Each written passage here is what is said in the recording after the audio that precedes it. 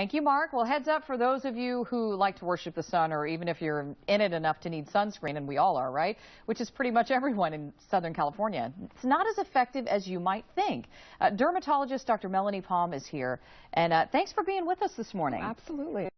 There's a new study that's pretty alarming for a lot of people, that the SPF is not what it appears. Yeah, so Consumer Reports looked at 104 sunscreens, and mainly these are ones that are over the counter, and tested them. And it found that their SPF, which is a measure of their protection against UVB, was alarmingly low. Only about 44% of sunscreens overall actually held to their standard. So this is really alarming. There's studies that were done about 10 years ago, and most of us only apply about half of the sunscreen that we're supposed to.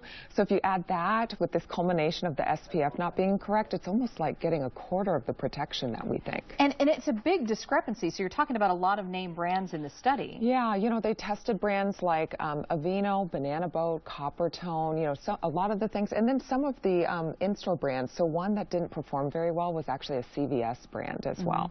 And then some of them, so if they say 30, may have only had 8. Yeah, so some performed very well, and Consumer Reports really laid it out nicely. They have a top sort of 6 or 7 list of those that performed very well. What they found in general, they divided sunscreens we divide into 2 categories. One is physical, things like titanium and zinc. It's the mineral-based sunscreens, and those that are chemical-based, things like Helioplex, avobenzone, oxybenzone, a lot of the spray-ons. Yeah, the ones that are hard to pronounce. When you look at the active ingredients, are chemical sunscreens. They actually found as a group those performed better according to the SPF that was advertised. Some of the mineral ones did not hold up, which is really disappointing because we as dermatologists really advocate good sunscreen use, and most of us really like the physical sunscreens because they're kind of like mirrors. They reflect light back into the surface rather than with some of the chemical sunscreens changing light into heat energy. And what's tough is that, you know, here we are, you know, there may be a lot of people out there who are following the guidelines and trying to spray on sunscreen that isn't working that well. Yeah. So which ones worked well? Was there a couple of...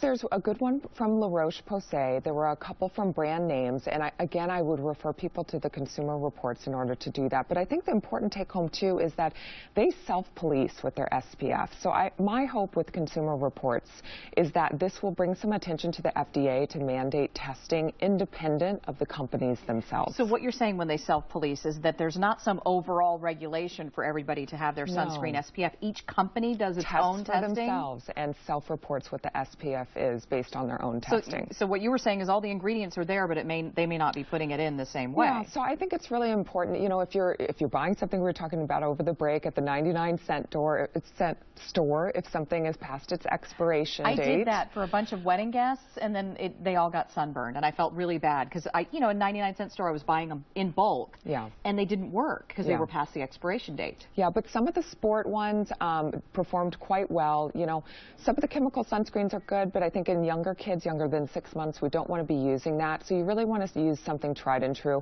You know, something that I really recommend over and over again. It's in style this month. It wins from Glamour and Allure. Is a line called Elta MD. You can buy it online in doctor's office. Elta MD. Yeah, and or Elta MD. It's 40 or more in terms of the SPF, and that's what they really recommended from this Consumer Reports when you're looking at things. And then you can put on the clothes too. These are the sun resistant. Oh yeah, and there's such cute stuff. Grace by Grit is actually a San Diego brand, but Lands' End, Columbia, this is Lucas Hue, which is a British brand. All of them have UPF 50, so it's like wearing a 50 SPF sunscreen. And really quick on lip balm, because I always wonder about this when I'm outside. You think about the rest of you, and then you don't do anything on your lips that's protective. And it's really important, especially our lower lip gets a tremendous amount of sunscreen. So there are lip balms that have SPF in them. So again, look for at least 30, but maybe even 40 is better. All right. Hey, thank you so much for coming in. You're welcome. Appreciate all the advice. You take heed. All right. Thank you.